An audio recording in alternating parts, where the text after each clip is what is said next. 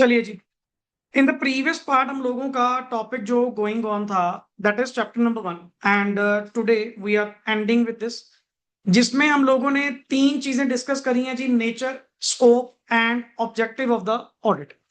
Scope के अंदर दो टॉपिक आपने पढ़े, what it includes, what it not. आज क्वेश्चंस करोगे स्कैनर के तो आपको काफी अंडरस्टैंडिंग मिलनी चाहिए।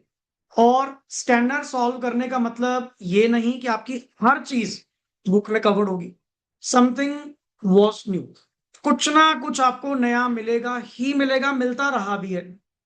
तो आपके लिए वही एक एक्स्ट्रा पॉइंट है कि उसको स्कैनर में मार्क करना, कि अल्टीमेटली आप उसके ऊपर थोड़ा नोटिस रखें कि ये क्वेश्चन कुछ नया है जो अपनी बुक के कंटेंट में कवर नहीं हो रहा।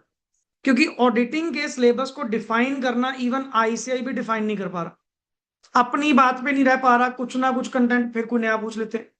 इसको वर्ड बोलते हैं कुछ ओपन क्वेश्चन मिलेंगे। और वही क्वेश्चंस आप लोगों को क्लासरूम पार्ट के अंदर जो भी टॉपिक आपका एंड हुआ करेगा, साथ के साथ लास्ट लेक्चर हमारा कहां से हुआ करेगा, फ्रॉम द स्कैनर। हाँ, बट मॉड्यूल में जाने की मैं नीड समझता तो नहीं हूं, क्योंकि आप ऑलरेडी क्या पढ़ रहे हो, पहले ही मॉड्यूल। मॉड्यूल में अगर आपने देखना भी है ना तो सिर्फ एक्सरसाइज, नथिंग एल्स। कंटेंट में जाने की जरूरत ही नहीं है बेखौफ होकर कि आप सोचें एक बार भी मैं कंटेंट पे नजर मार लूं, क्योंकि हटते तो आप है नहीं। फिर भी आदत होती है कि एक बार देख लूं। जहां तुम देखने के चक्कर में पे टाइम वेस्ट होगा, कारण कुछ ना कुछ तो मिलेगा ही मिलेगा। बट मुझे उस 1% की चिंता नहीं है, मुझे 99% जो मेरे सामने पड़ा है, पहले इस पे फोकस करो। अगर मॉड्यूल आप फॉलो करना चाहते भी हैं, जस्ट ओनली एक्सरसाइज। मैंने तो आज तक फॉलो भी करा नहीं, कारण वही स्कैनर में क्वेश्चन होते हैं, सीधे सीधे डायरेक्टली क्वेश्चंस। और इवन मॉड्यूल में जो क्वेश्चन है ना, वो पेपर का लेवल है ही नहीं, वो है ही नहीं। हम फिर भी कर लेते हैं, चलो एमसीक्यूज हैं, थोड़े बहुत 5-7 होते हैं, एक बार अंदाजा सा हो जाएगा किस तरह का क्वेश्चन आता है। बट एक्चुअल बेस अगर आपको मानना है तो यहाँ पे किसको मानो, पीवाई क्यूज, आरटीपीज, एमटीपीज, इनको बेस मानिए। नॉट की पर्टिकुलरली आप मॉड्यूल को बेस मानो कि अच्छा इतना सिंपल क्वेश्चन नहीं आता। इसीलिए ज्यादा वेटेज जिसकी रखना, स्कैनर्स की रखना then that of the module. करो जरूर, मना कुछ नहीं है। जहां इतने क्वेश्चन देखने लगे हैं, तेरे 10 मिनट से कोई फर्क नहीं पड़ता, मॉड्यूल ओपन करके कर ली, एक्सरसाइज ही देख ले, कम से कम एक विश्वास है। हमने कल चैप्टर नंबर 1 के अंदर पर्टिकुलरली द लास्ट कंटेंट पढ़ रहे थे, व्हाट इज एंगेजमेंट। एंगेजमेंट का मतलब क्या होता है सर, ऑडिटर को उसकी सर्विसेज प्रोवाइड करने के लिए क्या करना, अपॉइंट करना, is basically called as engagement. But engagement हमारी कितनी तरह की होती हैं जी, 4। मैंने कल यहीं से आपको चार्ट से ही समझाया था सर। एक होती है जी audit engagement, number 2 is review engagement, number 3 is assurance engagement and number 4 is related service.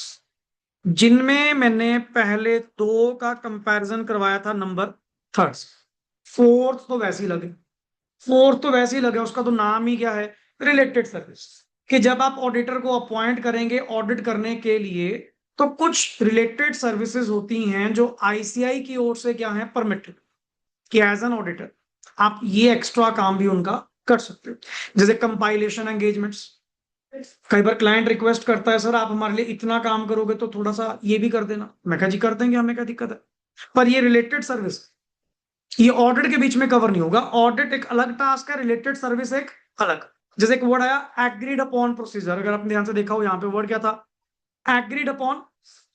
जो क्लाइंट और ऑडिटर ने आपस में क्या करे हैं, एग्री, कि हमारे लिए सर ये एक्टिविटी मतलब थिंग इज अलाउड होगी, लेकिन मुझे करने में हर्ज क्या है, और अल्टीमेट मेरे तो दो पैसे बनेंगे ही, फीस ही मिलेगी, कोई दिक्कत नहीं। आपा लोग बैठे किसके लिए, सर्विस प्रोवाइड करने के लिए। पर सर वो जो अलाउड होंगी, जो आईसीआई की ओर से क्या होंगी, स्पेसिफाइड होंगी। जैसे आप लोगों ने कंपनीज एक्ट में सेक्शन 144 पढ़ा था, प्रोहिबिटेड सर्विसेज, कि there are some prohibited services जो एक ऑडिटर कभी भी ऑडिट के होते हुए प्रोवाइड नहीं करेगा। हाँ बस ठीक है, उनमें फॉल नहीं करना, बाकी अगर अलाउड है कर लो, हमें क्या प्रॉब्लम है सर, कोई दिक्कत नहीं। बट द थिंग इज आपको अल्टीमेटली उनके लिए स्टैंडर्ड्स क्या करने पड़ेंगे, फॉलो करने पड़ेंगे सर। स्टैंडर्ड्स मींस क्या, ऐसे नहीं सर, ऐसे तो कौन सी एंगेजमेंट के ऊपर एप्लीकेबल है, ऑडिट। और एंगेजमेंट 4 है, जिनमें इसका तो मैंने डिफाइन आपको कर ही दिया, ये तो हो गया सेपरेट। अब कहानी आई सर, ये बताओ ऑडिट रिव्यू और एश्योरेंस एंगेजमेंट में क्या फर्क है। आज थोड़ा डिटेल में भी जाओगे, इन दो के ऊपर बात और भी करेगा एग्जांपल के साथ। क्लियर। कहते सर ऑडिट और रिव्यू में पर्टिकुलरली सिमिलैरिटी है क्या, ये दोनों के दोनों किस में डील करते हैं, हिस्टोरिकल फाइनेंशियल इंफॉर्मेशन, पास्ट। किसके साथ, पास्ट। फर्क ये था, एक टर्म बोल रहे हो ऑडिट करवाना, एक टर्म बोल रहे हो रिव्यू करवाना। सर ऑडिट करवाना अपने आप में एक वाइडर टर्म है देन दैट ऑफ रिव्यू करवाना। Review is basically limited review, तभी तो एश्योरेंस लेकर फर्क नहीं आया। आपने कहा ऑडिट के अंदर आपको कौन सी एश्योरेंस मिलेगी, रीजनेबल, और रिव्यू के अंदर कौन सी मिलेगी, लिमिटेड। फर्क इतना सही है, बाकी कोई फर्क नहीं है। और एक मेन पॉइंट आपने डिफरेंस में कल पढ़ा, ऑडिट के अंदर आप लोग क्या देते हो, ओपिनियन। क्या देते हो, वाया रिपोर्ट। और रिव्यू के अंदर मैं ओपिनियन नहीं देता, मैं अपने रिव्यू का कंक्लूजन आपको दूंगा कि जितना मैंने देखा। क्योंकि पहली पॉइंट, इधर आप अपने एपीज प्रॉपर लगा पाए क्योंकि आपने प्रॉपर ऑडिट करा, कंप्लीट एपीज लगाए। बट इधर वाले में रिव्यू के अंदर मैं सारा ऑडिट तो कर ही नहीं पाया, मैंने तो उसका जस्ट क्या करा है, लिमिटेड रिव्यू करा है। लिमिटेड रिव्यू का मतलब ही क्या है, मैंने सारे एपी नहीं क्या लगाए होंगे, फ्यू एपीज। सर कुछ ऑडिट प्रोसीजर लगाकर जितने ऑडिट एविडेंस मिले, बेस्ड ऑन दैट मैं अपने रिव्यू का कंक्लूजन आपको दे सकता हूं, मतलब मैं ओपिनियन नहीं कर सकता क्योंकि मैंने सारा चेक नहीं करा ना। इसीलिए तो कह रहा हूं कि मैं आपको रीजनेबल भी नहीं, मैं तो लिमिटेड एश्योरेंस दिलवा सकता हूं जी, मैं तो यहाँ पे ओपिनियन भी नहीं दे पा रहा। और ये जो तेरा कंसेप्ट है ये तो है ही डिफरेंट है, ये डील ही किसमें करता है, प्रोस्पेक्टिव फाइनेंशियल इंफॉर्मेशन, जो स्पेशल पर्पस के लिए, जैसे मान लो बैंकर्स। इवन मैं इसमें वर्ड कहूंगा, यहाँ पे तो एटलीस्ट तुम्हारे पास क्या बनी होती हैं, यहाँ क्या बनी होती हैं, प्रोजेक्टेड बैलेंस शीट्स। क्या बनी होती हैं, जो नाम से क्लियर, प्रोजेक्टेड। और प्रोजेक्टेड मींस जो फ्यूचर की फाइनेंशियल इंफॉर्मेशन से based on the budgets, forecast, estimates. क्योंकि फ्यूचर है ना, मैंने कौन सा सर्टेनली प्रिडिक्ट करा होगा, सर देयर इज अनसर्टेनिटी। पर मैं based on the past experience, based on the current experience, based on the information I obtained, मैं इनका थोड़ा प्रोजेक्शंस में हिसाब लगा सकता हूँ। जैसे लोन बड़े बड़े जब पास होते हैं ना, सीए से स्पेशली, क्या ये तो बैलेंस शीट है, प्रोजेक्ट रिपोर्ट बनाई जाती है, ऑडिट रिपोर्ट नहीं है, प्रोजेक्टेड रिपोर्ट। कि जी आपके मुताबिक फिजिबल है, आपको लगता है कि ये अच्छा काम कर पाएंगे, based on the market feasibility, based on the resource feasibility, based on the financial feasibility, do you understand that they are sound in the future, कि ये होंगे। आप हमें इतना सा विश्वास तो दिखाओ, कम से कम इसका प्रोजेक्ट हम फाइनेंस तो कर पाए। या के बाद बताओ, एक नया एंटरप्रेन्योर अपनी फाइनेंसिंग के जरिए क्या करना चाह रहा है, काम शुरू करना चाह रहा है। अब बैंक वाले फाइनेंस कैसे करें, तो उनको कोई तो एश्योरेंस चाहिए होगी ना, तो वो एश्योरेंस कौन दिलवाता है, chartered accountant. But very clearly saying I am dealing with the prospective, मैं हिस्टोरिकल में डील नहीं कर रहा। और मैं पर्टिकुलरली कोई आपको गारंटी या फ्यूचर वायबिलिटी की श्योरिटी नहीं दे रहा, साफ कहकर ये फ्यूचर प्रोडिक्शन है कि based on the current scenario ठीक लग रहा है सर, अच्छा करेंगे जी, करें ना करें हमें क्या पता। जैसे प्रोजेक्टेड बैलेंस शीट, ये पता जो होती है बैलेंस शीट स्टैम्प साइन, बिना किसी डर के करके देंगे। प्रोजेक्टेड बैलेंस शीट के ऊपर हम स्टैम्प साइन नहीं करते यार, प्रोजेक्शंस को सर्टिफाई कैसे कर देगा, जो चीज अभी प्रोजेक्टेड है मैं स्टैम्प साइन कैसे करवा दूंगा। अब ये चीज बैंकर्स को समझ नहीं आती, वो उनके मतलब हर बैलेंस शीट को साइन करवा के लिखे, और मूर्खा इसके ऊपर पढ़ तो ले, लिखा क्या हुआ है, प्रोजेक्टेड है, प्रोविजनल है, एक्चुअल है, कौन सी है। हम स्टैम्प साइन दो करके दे सकते हैं, एक्चुअल और प्रोविजनल। प्रोविजनल कौन सी होती है, टिल डेट, आज तक की, कि अभी ईयर कंप्लीट नहीं हुआ, 8 महीने हो गए, हाँ 8 महीने की प्रोविजनल बैलेंस शीट बना लो, मैं स्टैम्प साइन करके दे दूंगा कि to the best of my knowledge as compiled from the books of accounts, ये पिक्चर। प्रोजेक्टेड के ऊपर स्टैम्प साइन कहां से कर दूं, ये तो प्योरली एस्टिमेशन है। सो ये इनके अंदर क्या था फर्क। पर मैंने कल आपको एक नाम बताया, इस ऑडिटिंग स्टैंडर्ड्स के अंदर एक होता था एस से कौन सा 220, जो किस में डील करता था, क्वालिटी कंट्रोल के अंदर डील करता था, बट ये सिर्फ और सिर्फ किसके ऊपर एप्लीकेबल था, ऑडिट एंगेजमेंट्स।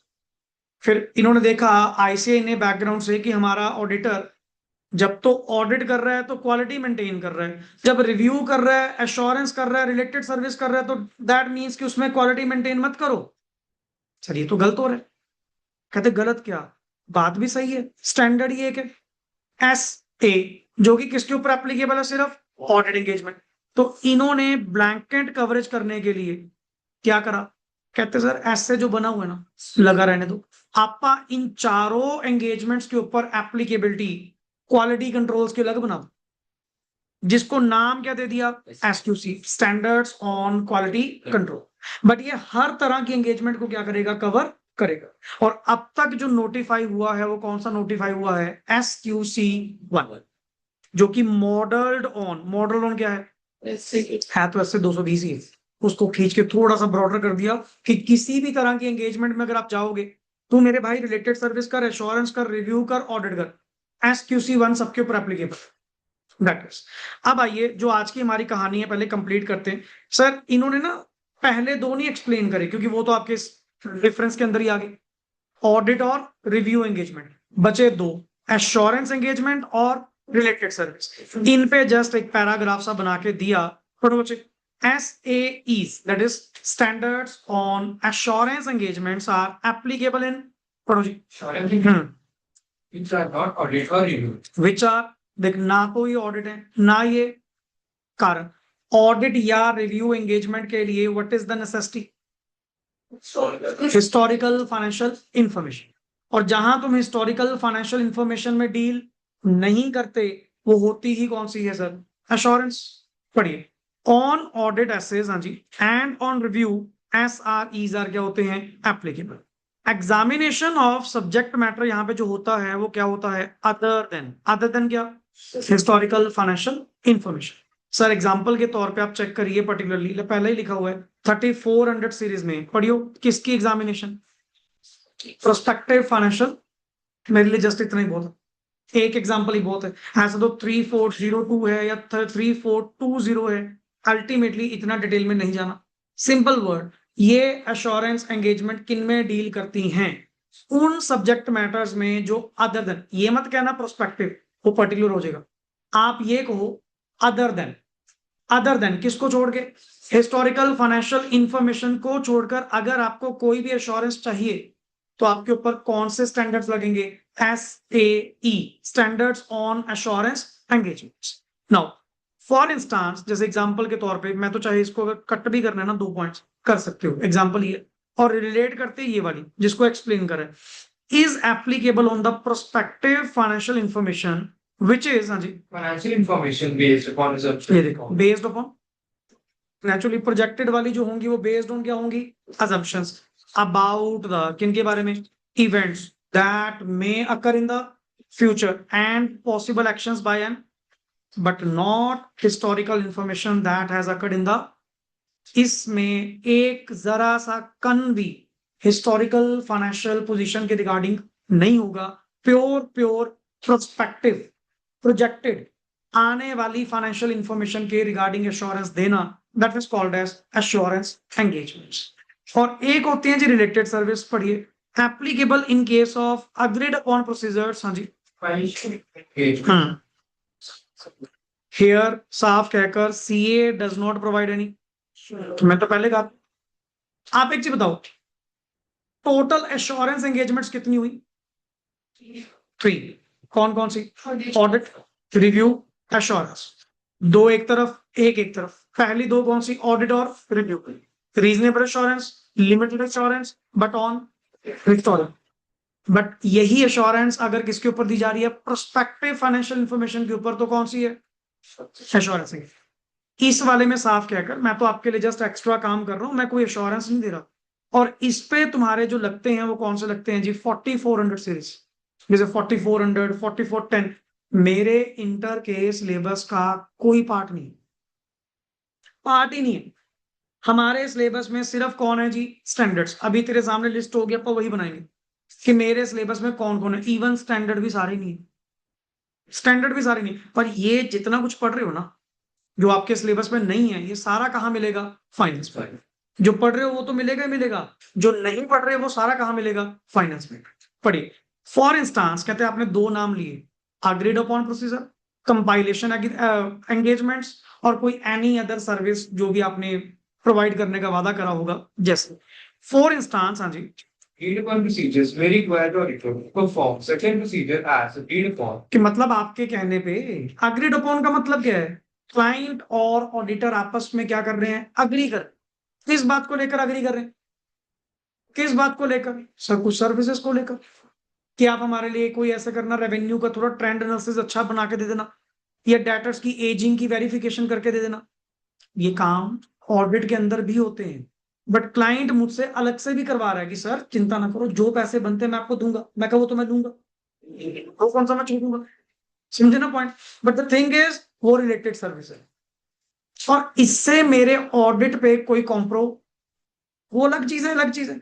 मेरी इंडिपेंडेंस पे कोई डाउट नहीं आ रहा। पढ़िए, जैसे between auditor and client and even the appropriate, कई बार थर्ड पार्टी स्पेशल करवाती है कि सर इनके केस में हमें थोड़ी रिपोर्टिंग ये वाली अलग से करके देना। रिपोर्टिंग कहा, एश्योरेंस थोड़ी कहा। आपने मुझे काम करने को कहा, पैसे दे रहे हो, काम करके मैं आपको दे दूंगा, इसमें क्या है? जैसे regarding the individual items of financial data, sales को लेकर, रेवेन्यू को लेकर, अकाउंट रिसीवेबल को लेकर, बैलेंस शीट को लेकर, और even financial statement as a किसी भी आइटम को लेकर, जैसे मोस्टली डेटर्स को लेकर, क्रेडिटर्स को लेकर, सेल्स रेवेन्यू को लेकर, ये आइटमें थोड़ी ज्यादा चलती हैं। These are called as agreed upon procedures. Now, an engagement in which practitioner may be called upon to assist the management, हाँ जी, The preparation and presentation of the historical financial information. Any assurance on that information. without obtaining assurance on, अब जैसे आप कहते थे, क्या CS in practice, क्या वो balance sheet नहीं बनाते? बनाते हैं, बट जिनकी बैलेंस शीट वो बनाएंगे उनका ऑडिट, वो ऑडिट नहीं है, ऑडिट के रिलेटेड सर्विस है। अब अल्टीमेट मैनेजमेंट में कोई पर्सन ऐसा कैपेबल है ही नहीं जो शेड्यूल 3 के अकॉर्डिंग टू मुझे प्रिपेयर एंड क्या करके दे, प्रेजेंट कर। मैनेजमेंट ने हायर कर लिया, बाहर से किसी सीए की सर्विस ले ली, ले लो, वो रिलेटेड सर्विस है, ऑडिट सर्विस थोड़ी है। साफ लिखा हुआ है कि आप हमें असिस्ट करोगे, किसमें? For the preparation and presentation of the FS balance sheet, but without obtaining, साफ कहकर मुझे उस इंफॉर्मेशन पे आपकी एश्योरेंस नहीं चाहिए, सिर्फ मुझे मदद चाहिए कि मैं अल्टीमेट उन फाइनेंशियल स्टेटमेंट्स को प्रिपेयर कर सकूं। Such type of compilation engagements, हाँ जी, Fall in the category of credit service and practitioner issues a report clearly stated that. और अगर मैं आपको उसके रिलेटेड कोई रिपोर्ट बनाकर दूंगा भी, तो सर उसमें clearly stating that this is not an assurance engagement and no opinion is being, क्योंकि अगर ऑडिट होता, अगर आपका उसको रिपोर्ट दे रहा है, फिर क्या होगा? रिपोर्ट के अंदर दे क्या रहा है वो तो पढ़ दो। क्या कोई ओपिनियन दे रहा है? क्या कोई एश्योरेंस दे रहा है? नहीं सर। फिर ये ऑडिट कहां से हो गया? सर ये ऑडिट नहीं है, related services. So there are 4 type of engagements: audit, review, assurance, related service. Now इन सबके ऊपर बैकएंड पे कौन बैठा है? जो सबके ऊपर एप्लीकेबल। इसका पर्पस समझो ना कि एसक्यूसी 1 क्यों बनाया गया, या ये क्वालिटी कंट्रोल्स क्यों बनाए गए। हम लोग जाने ही किस बेसिस पे जाते हैं? फॉर द क्वालिटी, कि that we will provide quality. अब अगर अपना प्रोफेशनल आईसीआई बॉडी को डिसरेप्यूट करे, डिसक्रेडिट पहुंचाए, नुकसान तो पूरी कम्युनिटी का होगा ना, नाम तो सबका ही खराब होगा, कल तेरा थोड़ी खराब होगा। समझो इस बात को। In that case issue to, इसीलिए आईसीआई ने क्या करा, इनका वो क्वालिटी कंट्रोल तो पहले भी था, बट वो सिर्फ कवर किसको कर रहा था? Audit engagements. तो इन्होंने बैकएंड पे क्या बना दिया? एसक्यूसी, जो हर तरह की एंगेजमेंट, मतलब हमारा प्रोफेशनल, आईसीआई कहता हमारा प्रोफेशनल जो भी काम करेगा ना, हर वो काम पर्टिकुलरली उसका किसके अकॉर्डिंग होगा? क्वालिटी। और अगर उसने क्वालिटी कॉम्प्रोमाइज करा, एसक्यूसी 1 ब्रीच हुआ, एंड आपने मिसकंडक्ट करा, कहते जी मिसकंडक्ट कैसे हो गया? क्यों? अल्टीमेटली एसए 200 में ही क्या लिखा हुआ था, या आईसीआई ही बार बार क्या कह रहा है, अगर आप कोई भी एंगेजमेंट करेंगे आपको क्वालिटी कंट्रोल क्या करना पड़ेगा, मेंटेन करना पड़ेगा। अगर तुमने मान लो क्वालिटी कॉम्प्रो करा किसी भी बात को लेकर, चाहे वो इंडिपेंडेंस का था, चाहे एथिकल बिहेवियर का था, चाहे कुछ भी था, तुमने काम से प्रोफेशनल ड्यूटी से कॉम्प्रो करा, ultimate that will be counted as misconduct, फिर उसकी पनिशमेंट अलग से लगेगी। Now issued to establish the standards and provide guidance, हाँ जी, Got it. Firms responsibility for it. System of quality control. and review of the historical financial information and for other assurance, हाँ जी, And related service engagement. Exclusive one have been issued to this regard.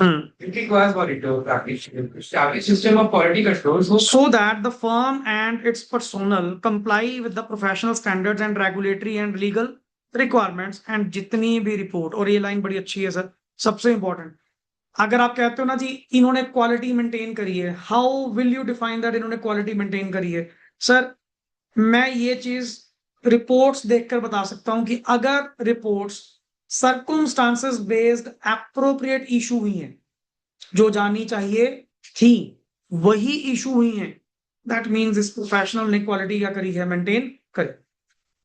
तो ये बड़ी common language है SQC 1 में, S A 220 में, और ये कहते हैं बार बार कही जा रहा है क्वालिटी क्वालिटी क्वालिटी, एश्योर होती कहां से है सर? ये उनकी रिपोर्ट्स देखकर आपको पता लग जाएगा कि जो ओपिनियन मार्केट में जानी चाहिए थी, जो basically report circumstances based issue होनी चाहिए थी, वही इशू हुई है।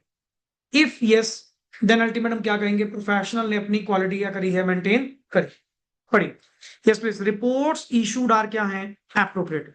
It's basic objective is that while rendering services, हाँ जी, Standards of quality control within the firm to ensure the highest professional standards and legal requirements. yes, system of quality control ensures issuing of appropriate reports in the किसमें, हम तो main वही कह रहे हैं कि क्वालिटी कंट्रोल सिस्टम इंश्योर करता क्या है, सिर्फ एक चीज, कि जितनी भी रिपोर्ट्स इस बंदे की ओर से मार्केट में भेजी जाएंगी, वो रिपोर्ट्स अपने आप में क्या होंगी, सर्कमस्टांसेस बेस्ड अप्रोप्रिएट होंगी। ये हमारा मेन मोटिव होता है। Now it is important to note that standards on quality control are to be applied for, yes please, जितने भी तेरे एंगेजमेंट स्टैंडर्ड्स वो लग रहे हैं ना, सबके ऊपर एसक्यूसी तो लगेंगे ही लगेंगे। नाउ मेन चीज अंडरलाइन कर लेना, इसको लिख, इन स्टैंडर्ड्स का मोटिव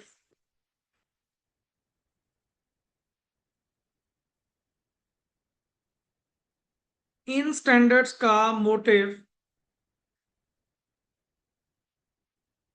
ये होता है,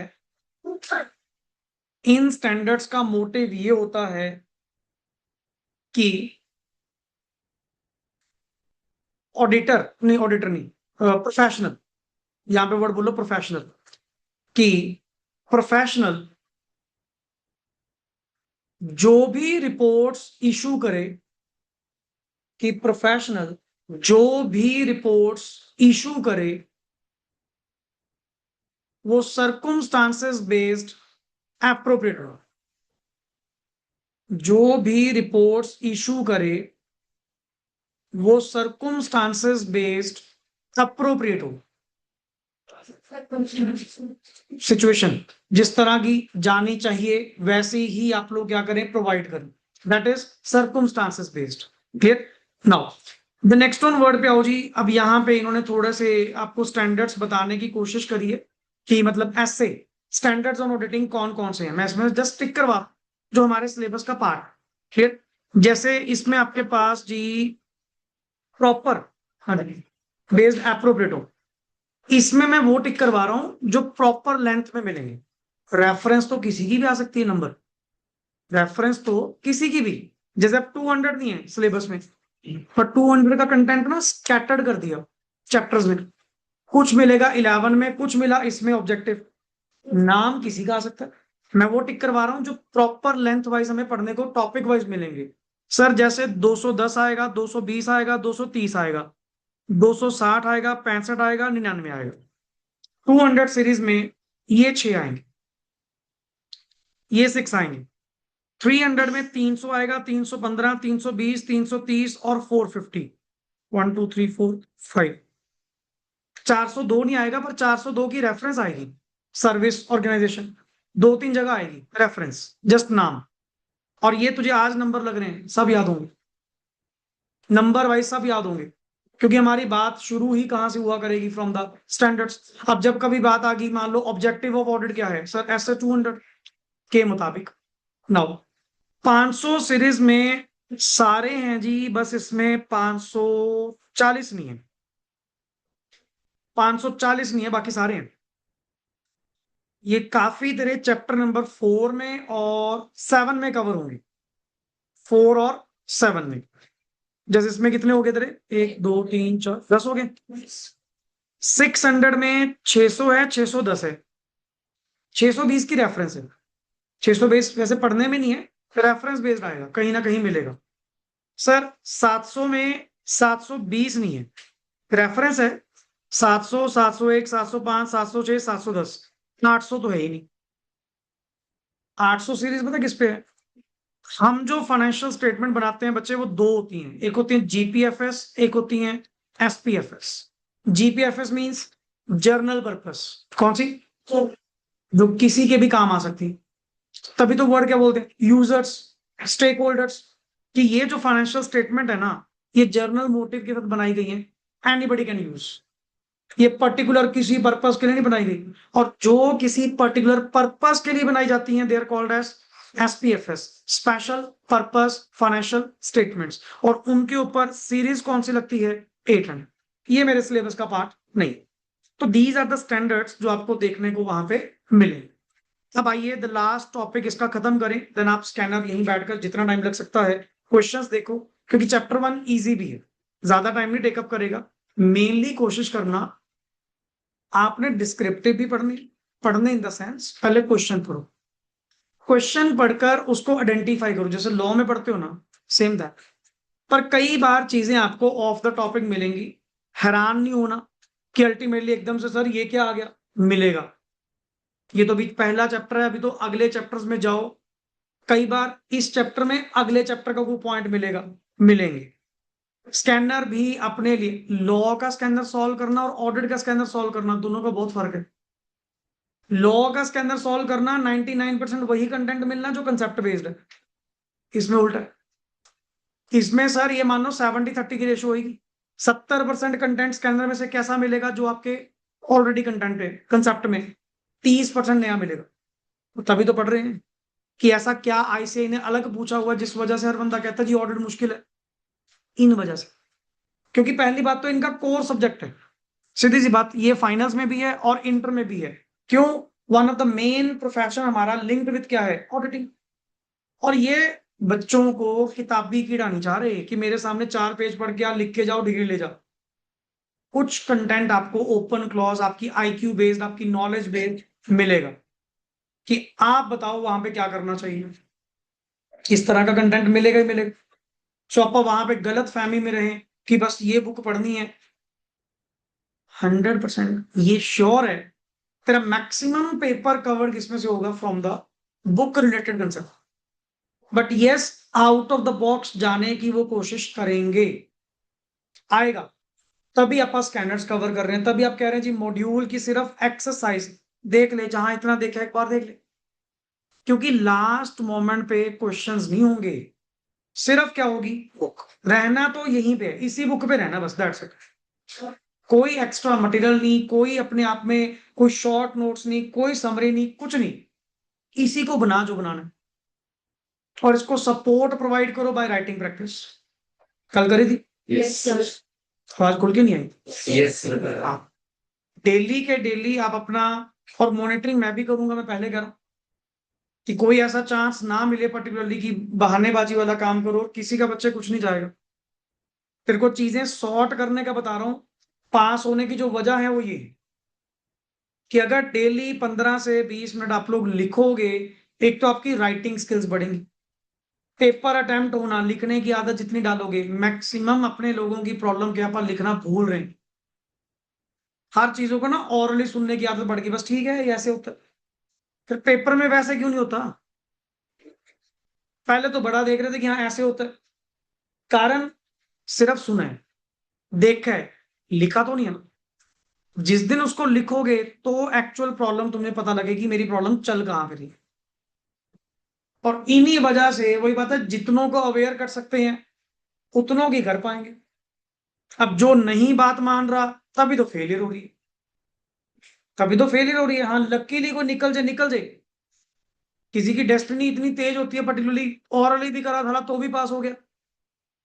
बट आप रिस्क नहीं ले सकते ना कि आप अपनी किस्मत के भरोसे बैठे रहे, वो भी साथ देगी बट आप तो अपनी ओर से काम करो, मैं तो अपनी ओर से मेहनत करूं, उसको राइटिंग में प्रैक्टिस करूं, लिख के देखूं कि चल आपा ने एक पेज याद करा, पर्टिकुलरली बंद कर बुक, लिख के देखते, लिख तो सही ना।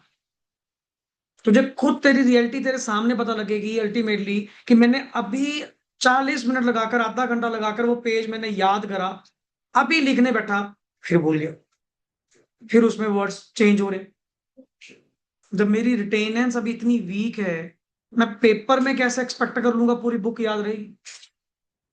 इन्हीं चीजों पे अपन ने क्या करना है, काम करना है। पर जिसने इन बिटवीन ये चीज ड्रॉप करी छोड़ी, वो लास्ट का कॉन्फिडेंस बिल्डअप कर ही नहीं पाएगा। दैट्स हाउ इंटर या फाइनल क्या हो जाती है, मुश्किल हो जाती है। नहीं अदरवाइज अगर हम सही कहें, बच्चा डेडिकेटेड हो, बात मानने वाला हो, अल्टीमेटली सीए को मुश्किल थोड़ी है, कोई मुश्किल नहीं। जिस लेवल का आजकल स्टडी मटेरियल एंड ऑल कर दिया है इन्होंने, मुश्किल थोड़ी है। बात है कि आपा डिसिप्लिन नहीं है, आपा केयरलेस है, सीधी सी बात। आपा बात मानते नहीं है, एक दिन मानते हैं, 2 दिन मानते हैं, चौथे दिन फिर वही, फिर आपा वही बैक टू कंसेप्ट आ जाते हैं। जब इन चीजों को स्ट्रीक रखोगे, डेली पार्ट में रखोगे, कोई मुश्किल नहीं है ही नहीं मुश्किल, कहने की बात। और जो बंदा अपना डेली काम पूरा कर रहा है, उसको ऑल टाइम कॉन्फिडेंस रहता है कि ठीक होएगा। ओवर द टाइम चीजें बड़ी इंप्रूव होंगी। अभी तो अपन जस्ट स्टार्ट हुए हैं, पहला चैप्टर अभी एंड हुआ है, अभी तो पूरा सफर अपना आगे पड़ा है। पर चीजें टैकल करनी होंगी, तरीके से करनी होंगी। मैनेज करो, बस मैनेज करना तो है, मैनेज करो। किसको मैनेज कैसे करें, कैसे मैं टाइम निकालूं, कहां से टाइम निकालूं कि मेरी ओवरऑल पिक्चर 6 पेपर्स की खराब नहीं होनी चाहिए। अब यहाँ पे अब बात प्योरली किस पे आ गया, रिलेटेड सर्विस छोड़ दे, वर्ड क्या बोल गया, एश्योरेंस एंगेजमेंट। वैसे एश्योरेंस एंगेजमेंट में तो अब तीनों आ गई, कौन कौन सी, ऑडिट भी आ गया, रिव्यू भी आ गया, अदर देन हिस्टोरिकल एश्योरेंस वाला भी आ गया। पढ़िए मीनिंग, पढ़ो जी। Assurance engagement means an engagement in which, अब इसमें वर्ड समझना, इन विच अ प्रैक्टिशनर, प्रैक्टिशनर कौन हुआ, CA, expresses a conclusion to enhance the degree of क्या, confidence of the intended user। intended user कौन होते हैं, stakeholders, stakeholders, clear, other than the responsible party। responsible party कौन होती है, मैनेजमेंट, मैनेजमेंट या बीओडी, मैनेजमेंट या BOD. About the outcome of the, about the outcome, outcome of the evaluation और measurement of किसकी, सब्जेक्ट मैटर। सब्जेक्ट मैटर क्या है तुम्हारा, financial statements against the criteria, criteria क्या है, FRF, applicable FRF. That's how ये line बनी कि सर इसमें आप कह रहे हो एंगेज, इंश्योरेंस एंगेजमेंट, हाँ जिसमें एक प्रैक्टिशनर आएगा, जो रिस्पॉन्सिबल पार्टी ने सब्जेक्ट मैटर बनाया है, सब्जेक्ट मैटर क्या बनाया है, एफएस, उसको एज पर एफआरएफ बनाया गया है या नहीं बनाया गया है, उस पे एक कंक्लूड करेगा प्रैक्टिशनर। किसको कंक्लूड करेगा, to the intended user. User कौन होंगे, स्टेक होल्डर्स। ये arrangement is called as assurance engagement. Now, it means that the practitioner gives an opinion about specific information due to which use of information can make confident decisions because chance of information being incorrect is diminished. yes. Now, elements of an assurance engagement, अब इसी को आगे next parts में बांट रहे सारे, जो जो अपन ऊपर लिखे हैं। पहला sir, it's basically a 3 party relationship. 3 party कौन कौन, management, stakeholders। It's a 3 party relationship involving a practitioner, responsible party, and the intended users. An assurance engagement involves three parties. Yes, please. A practitioner is a person who provides the assurance. The practitioner is broader than auditor. और बिल्कुल sir, practitioner word एक अपने आप में broader then किससे है? क्योंकि देखो ऑडिटर तो सिर्फ ऑडिट एंगेजमेंट में आएगा ना, हम तो रिव्यू एंगेजमेंट भी लेके चल रहे हैं, एश्योरेंस एंगेजमेंट भी लेके चल रहे हैं, तो वर्ड मैंने क्या बोला? प्रैक्टिशनर। जो भी सीए आप लोग टेकअप करोगे, audit is related to the historical information whereas, हाँ जी, Practitioners may provide assurance, not necessarily to historical financial. इसीलिए हमने जब वर्ड बोला था ना एश्योरेंस एंगेजमेंट, इसीलिए मैंने एक ब्रॉडर स्कोप इसको दिया था। सर एश्योरेंस तो तीनों में जाती है, ऑडिट में भी, रिव्यू में भी, और तुम्हारा जो अदर देन हिस्टोरिकल है कौन सा? एश्योरेंस एंगेजमेंट, तीनों में। इसीलिए वर्ड ऑडिटर मत कहो, ऑडिटर कहने से ना वो पर्टिकुलर हो जाएगा। आप यहाँ पे वर्ड क्या बोलो? Practitioner. Now and a responsible party who is responsible for the preparation of किस चीज की? Subject matter. And intended users are the, yes please, person for an assurance report is prepared. जिनके लिए एश्योरेंस रिपोर्ट क्या की जा रही है? प्रिपेयर की जा रही है। दीज पर्सन में use the report in making and appropriate subject matter। पढ़िए, it refers to the information to be examined, हाँ जी, By the practitioner. For example, financial information contained in financial statement by conducting audit of financial statement. yes, suitable criteria। Sir इनकी जो मुझे examination करनी है वो against the क्या करनी है? सुटेबल क्राइटेरिया, जो इनके ऊपर एप्लीकेबल होगा, दैट इज एप्लीकेबल FRF। पढ़िए, these refer to the benchmarks Used to evaluate the subject matter like standard guidance, laws, rules and regulations. इन्हीं के अगेंस्ट तो मुझे चेक करना है कि इन्होंने इनका कंप्लायंस करा है या नहीं। इसी की तो मैंने रिपोर्टिंग करनी है कि मैनेजमेंट या BOD जो भी FS बनाकर बैठी है, क्या वो अपने आप में सही है या गलत? अगेंस्ट किनके? Standards, law, rules, regulation, framework, जो रिक्वायरमेंट इनके ऊपर लगती है, इसी के ऊपर तो मैंने कंक्लूड करना है। आगे सर, और ऊपर से मुझे अपने प्रोसीजर लगाकर क्या कलेक्ट करने हैं जी? एविडेंसेस विच मस्ट भी क्या होने चाहिए? सफिशिएंट। एंड सफिशिएंट मतलब क्वांटिटी, एप्रोप्रिएट मतलब विच आई नीड। दोनों में से कौन सा चाहिए? दोनों। सफिशिएंसी भी चाहिए और the practitioner performs N assurance engagement, हाँ जी, Sufficient appropriate evidence. On the basis of evidences, conclusions are drawn and an opinion is formed by the auditor. and an opinion is formed by the auditor. Sufficient relates to quantity of evidence obtained by the auditor and appropriate relates to quality of evidence obtained by the auditor. One evidence may provide more comfort, हाँ जी, Poor and faithful. then other type of। अच्छा, जितने audit evidence आप लोगे सब equivalent होंगे, सबकी weightage एक बराबर होगी, किसी की ज्यादा किसी की कम, कोई ज्यादा कंफर्ट प्रोवाइड करेगा कोई कम। इसी बहाने तो मुझे चेक करना है सफिशिएंट भी होने चाहिए और एप्रोप्रिएट भी। पढ़िए, the evidence providing more comfort is क्या होगा? एंड दस क्या होगा? क्योंकि वो ज्यादा कंफर्ट दे रहा है, ज्यादा अच्छे वे से कंक्लूड करने में मदद कर रहा है, तो वो अपने आप में एप्रोप्रिएट होगा। पर मुझे एप्रोप्रिएट के साथ साथ क्या चाहिए? सफिशिएंसी भी तो चाहिए। Evidences should be both sufficient and appropriate and a written assurance report in the appropriate form। Yes, the written report is provided Containing conclusion that conveys assurance about subject matter. A written assurance report is the outcome of an insurance engagement. और sir इसकी ना बार बार पूछेगा इस audit की या इस engagement की outcome क्या होती है? Sir report which is given by the auditor in written form, in written form। Next is आगे, ये आगे तुम्हारा दोबारा फिर रिपीट। सर ये बताओ जी, रीजनेबल एश्योरेंस एंगेजमेंट और लिमिटेड एश्योरेंस एंगेजमेंट के बीच में क्या फर्क है? मैं कहा जी वही बात जो ऑडिट, और ये कहाँ मिलती थी आपको? ऑडिट के अंदर, और ये आपको कहाँ मिलती थी? मैं तो वही घुमा फिरा के दोबारा कंसेप्ट पे फिर ले आया। Reasonable assurance engagement provides the high level of assurance और ये लो लेवल ऑफ एश्योरेंस। इधर आप जो परफॉर्म करते हो, प्रोसीजर लगाते हो, वो क्या होते हैं? Elaborative and extensive. इधर क्या होते हैं? तभी तो एश्योरेंस का फर्क है, इधर लिमिटेड है उधर रीजनेबल है। Sir it draws reasonable conclusion on the basis of SAAE, but इधर रीजनेबल नहीं, इधर कंक्लूजन क्या होगा? सर इधर एग्जांपल ऑडिट एंगेजमेंट और रिव्यू, वही जो पीछे वाला बॉक्स था उसको रिवर्स करके लिख दिया कि सर बताओ रीजनेबल एश्योरेंस एंगेजमेंट और लिमिटेड एश्योरेंस एंगेजमेंट में क्या फर्क है? वही जो ऑडिट और रिव्यू में, सेम कंसेप्ट।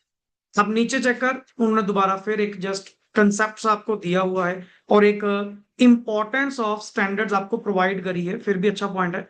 स्टैंडर्ड्स इंश्योर करते हैं carrying out of audit against the main word is against the established benchmarks. Benchmarks means targets कि एक established targets base, ताकि आपके काम के अंदर all over the India standardization आए। वैसे सर ऑडिट करना पर्सनलाइज्ड अप्रोच है। अब ऑल ओवर इंडिया जितने ऑडिटर होंगे क्या सब ऑडिट सेम करेंगे? हम चाहते हैं सेम करें। काम के अंदर देखो, वैसे तो पर्सनलाइज सर्विस है, सेम हो ही नहीं सकती, मतलब ही नहीं बनता कि इनका ऑडिट करने का अप्रोच और मेरा ऑडिट करने का अप्रोच दोनों सेम होंगे। नहीं, दोनों की अंडरस्टैंडिंग, दोनों की आईक्यू, दोनों की नॉलेज, एक्सपीरियंस नहीं होगा सर, अलग अलग होंगे।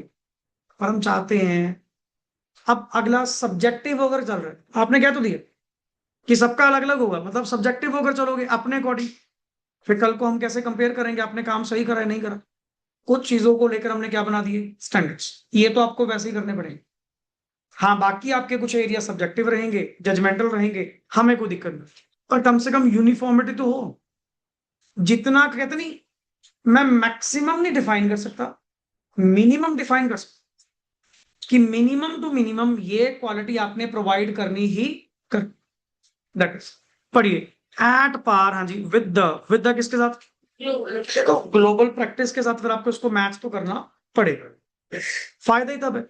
Now standards all over the world, जो आपकी ऑडिटिंग प्रोफेशन गोइंग ऑन है, जो स्टैंडर्ड्स वो फॉलो करते हैं। हम कभी ये कहेंगे हमारा सीए सिर्फ इंडिया तक ही सीमित रह जाए? हम तो कह रहे हैं ग्लोबल स्टैंडर्ड्स को अचीव करो। कल को आपका स्कोप मान लो फॉरेन में बनता है, करो। ये कर रहे हैं इस चीज के ऊपर काम कि एक इंडियन सीए सिर्फ इंडियन एंटिटीज का ही ऑडिट क्यों कर पा रहा है with in India. Outside India मान लो कोई ऑस्ट्रेलिया की कंपनी है, वो मुझसे, वो वहां का सीपीए नहीं, मेरे से ऑडिट करवाना चाह रहे हैं, पर मेरे पास सर्टिफाइंग पावर नहीं है, मेरे पास वहां पे प्रैक्टिस करने की पावर नहीं। कर रहे हैं इस चीज के ऊपर काम, और उसका कारण पता क्या है? वो लोग किस बात के ऊपर डिस्प्यूट रेज करते हैं? सर ऐसे थोड़ी इनके स्टैंडर्ड्स और हमारे स्टैंडर्ड मैच हो जाएंगे। तभी तो आईसीआई ग्लोबल स्टैंडर्ड्स के अकॉर्डिंग टू अपने क्राइटेरिया को, अपने सिलेबस को, स्टूडेंट्स को अपडेट कर रहे हैं। तो ये चीजें तो सर तुम्हारे लिए फेवर हैं। जो अपन कहते हैं सिलेबस चेंज होगा नुकसान है, उल्टा फेवर है। कुछ नया लेकर आओगे, कुछ नया कंसेप्ट लेकर आओगे। अब लाइक जब तक मान लो आप पर्टिकुलरली फाइनेंस में जाओगे, तब तक एआई बेस्ड कोई पेपर तक बन जाए। क्यों? लेटेस्ट टेक्निक सिखाएंगे ना, बढ़िया चीज है, हम जैसे को सीखने को थोड़ी मिलेंगी। तो एज अ फ्रेशर आपकी वैल्यू बनी रहेगी। दैट इज क्योंकि हमें ग्लोबल स्टैंडर्ड्स भी क्या करने हैं, मीट करने हैं। स्टैंडर्ड्स इंप्रूव करते हैं क्या, quality of the financial reporting, thereby helping users to make, क्या लिखा हुआ है, diligent decisions. And standards promote करते हैं क्या, uniformity, as the audit of FS is carried out following this. क्योंकि अगर सारे लोग स्टैंडर्ड्स को फॉलो करते हुए ऑडिट करेंगे, अप्रोच ऑलमोस्ट सबकी सेम होगी, इक्वल टू नहीं, ऑलमोस्ट टू द मैक्स।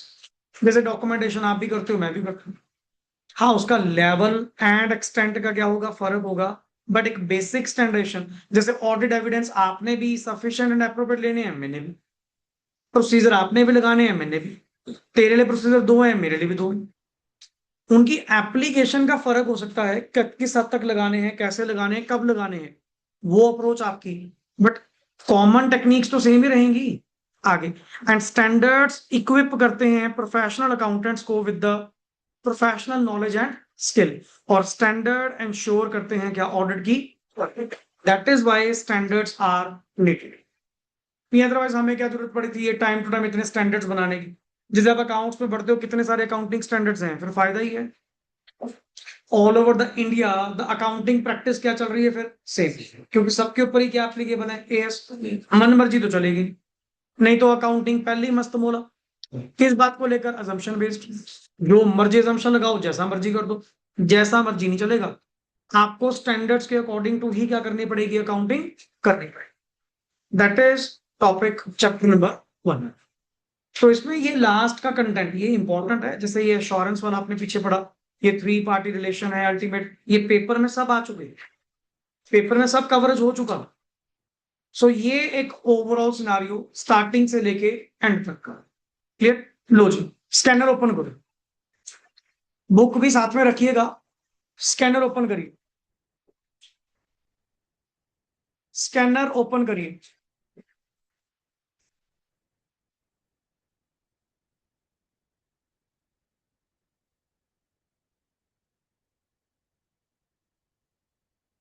फटाफट जल्दी से स्कैनर ओपन करिए एंड चैप्टर नंबर 1 क्वेश्चंस करने शुरू करिए। Chapter number 1 nature, scope and objective of audit.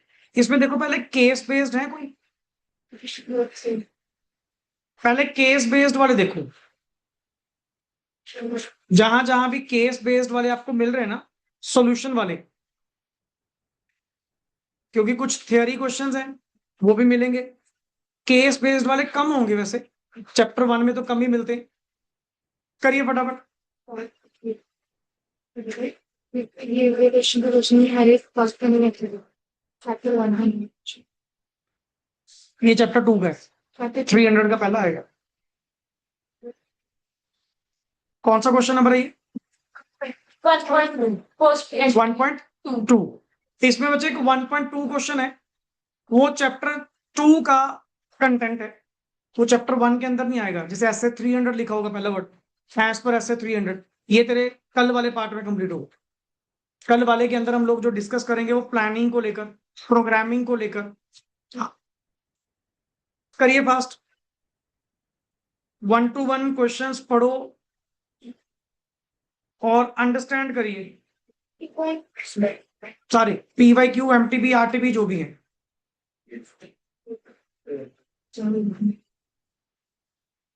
करो जी, करो जल्दी।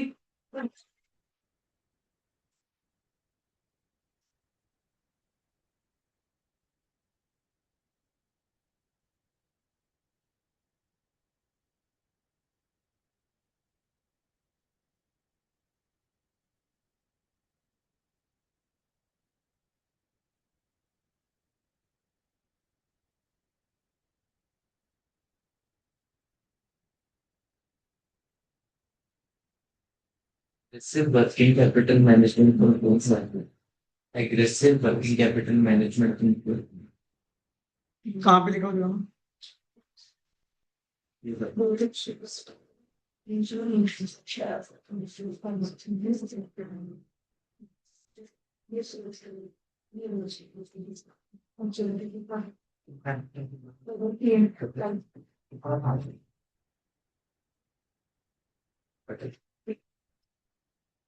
फोर्सफुली, दैट मीन्स ये वर्किंग कैपिटल अपनी धक्के से मैनेज करते हैं, जो भी ये पैसा रिलीज करा या पेमेंट कर दी, थोड़ा अग्रेसिवली होकर। मतलब ऑडिटर ने ये चीजें नोटिस करी है यहाँ पे कि ये सही ढंग से काम नहीं कर रहे, मतलब।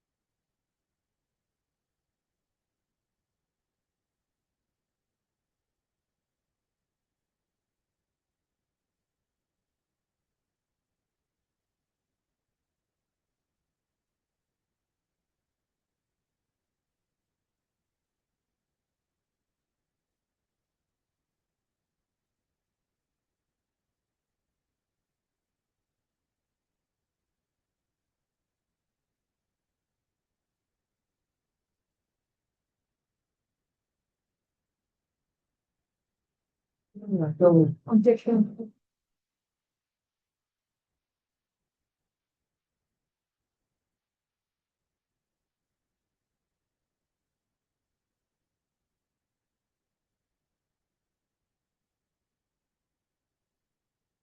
पहले केस बेस्ड वाले क्वेश्चन देखो, जो भी टॉपिक वाइज केस बेस्ड आपके गिवन है, बट इसमें पेपर आपको दोनों पॉइंट से मिलेगा, केस बेस्ड भी मिलेगा और डिस्क्रिप्टिव भी मिलेगा।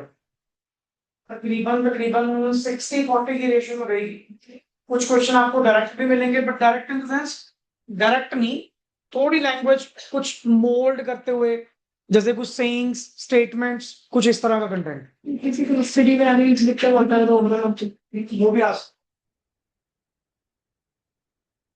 है। इसमें केस स्टडी भी प्रॉपर केस स्टडी होती है, लास्ट की 2-3 लाइनें ध्यान से पढ़ोगे तो आपको टॉपिक पता लग जाएगा। क्या क्यों सैम्पलिंग कहा था मेरे पास इसका क्वेश्चन है। ये तो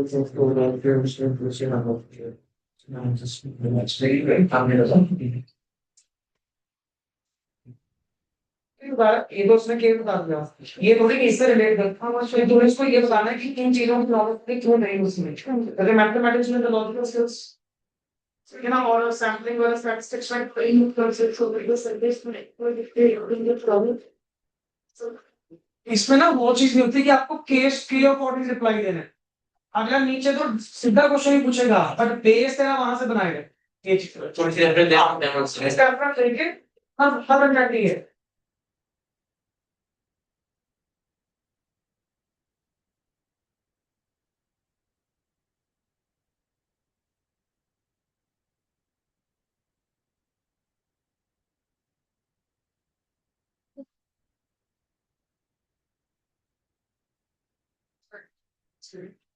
By showing that 300 के 6 points don't give the plans.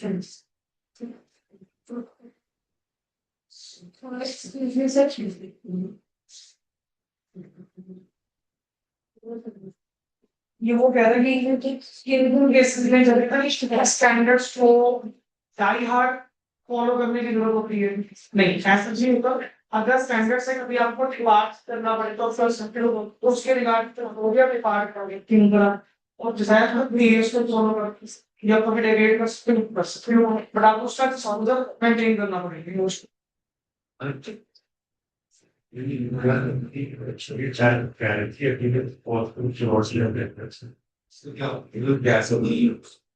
देख बस ये फिर उन्होंने ऐसा माना कि ऑडिट करवाना अपने आप में गारंटी होती है।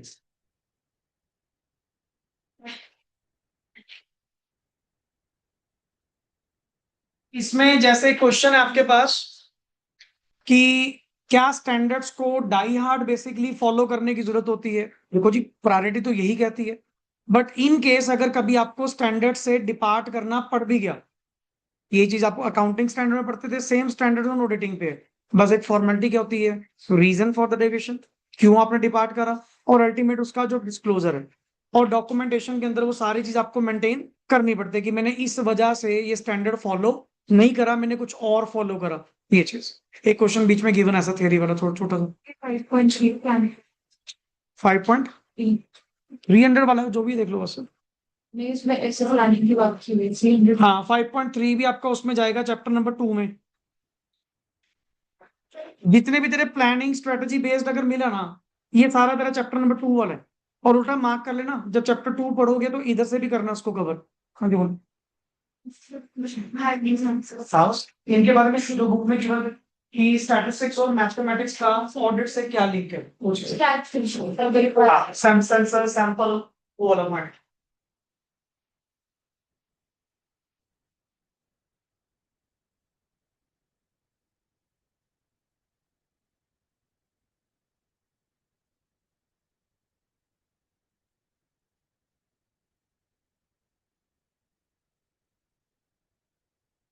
ऑडिट का स्टैंडर्ड बहुत प्रॉपर इंटेंशन के साथ आपको टेकअप करना पड़ेगा, बिकॉज बहुत सारी चीजें नहीं मिलेंगी। बुक में तो आपने बेसिक्स कवर करें, मैक्सिमम कंटेंट आपको स्टैंडर्ड से मिलेगा।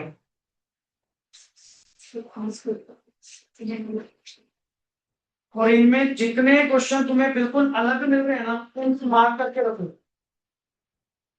जिसको कहते हैं कि इस क्वेश्चन को पढ़ने से एक हिट लगा कि ये एक अलग चीज है।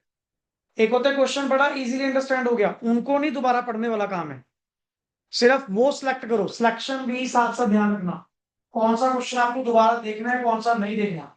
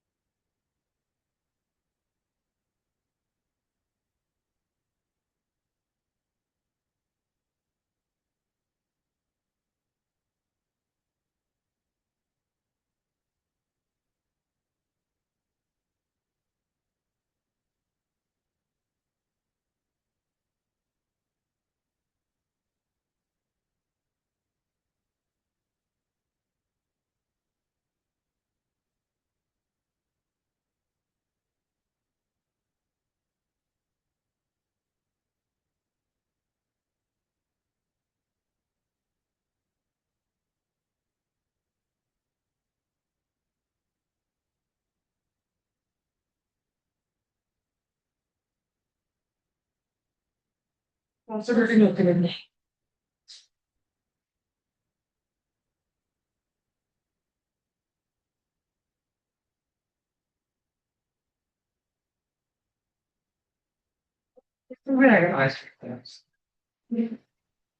Just fair को शॉर्ट में बनाना।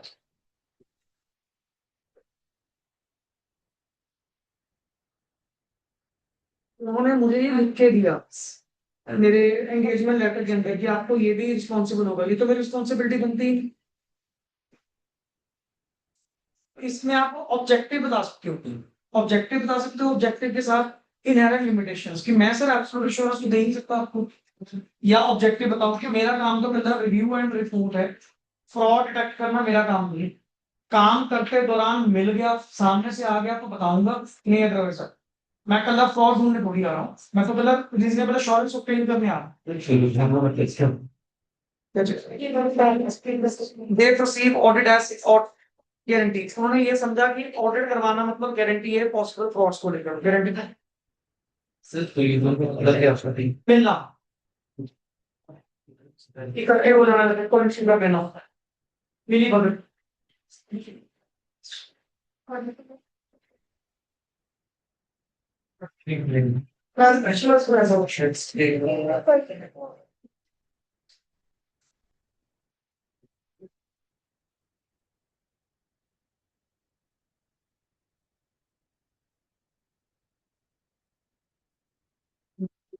इसमें नहीं, किसी किसी केस में होगा जहां मानो कुछ एज एन ऑडिटर कि जैसे मान लो किसी सीए का नाम लिख लिया, मान लो सीए डी, इसके बारे में क्या करेगा, तो आपने उसके बारे में कंक्लूड करना है। देखो तो केस सा बनाया, नीचे जनरल क्वेश्चन है, जनरल लाइक इसमें भी ऐसे करंट केस दे दिया कि लोग मुझे फ्रॉड करते हैं, तो ये case again you are required to state government.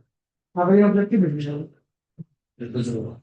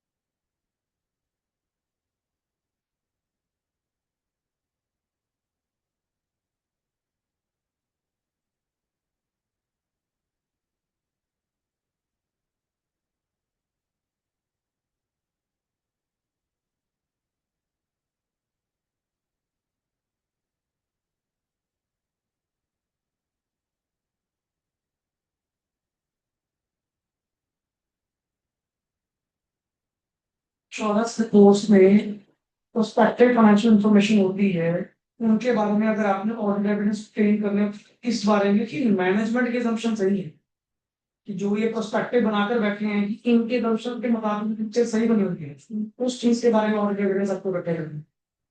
And they also few unreasonable needs. They are also structured information जो भी है has been accurately prepared and based on इन्होंने जो assumption based on जो इससे factors बनाकर दिए वो सही बनाकर दिए। मैंने इस चीज के बारे में श्योरेंस देखी ये चीज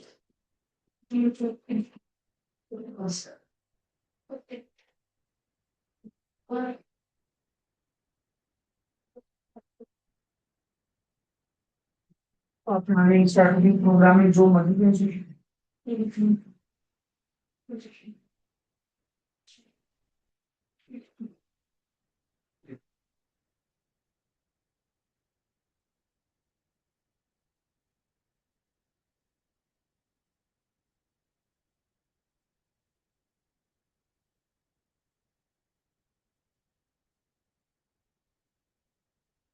वैसे इतना बनता नहीं है, आपस में ऑब्जेक्टिव के पॉइंट में लिखो और इसमें तो वही है, तेरा काम तो वैसे भी आप मुझे फ्रॉड ढूंढने की कह रहे हो, मेरा काम तो मुझे अपने स्किल देना होता है और हेतु मेरा कैंडिडेशन मैं एब्सोल्यूट दे पाऊंगा नहीं पाऊंगा।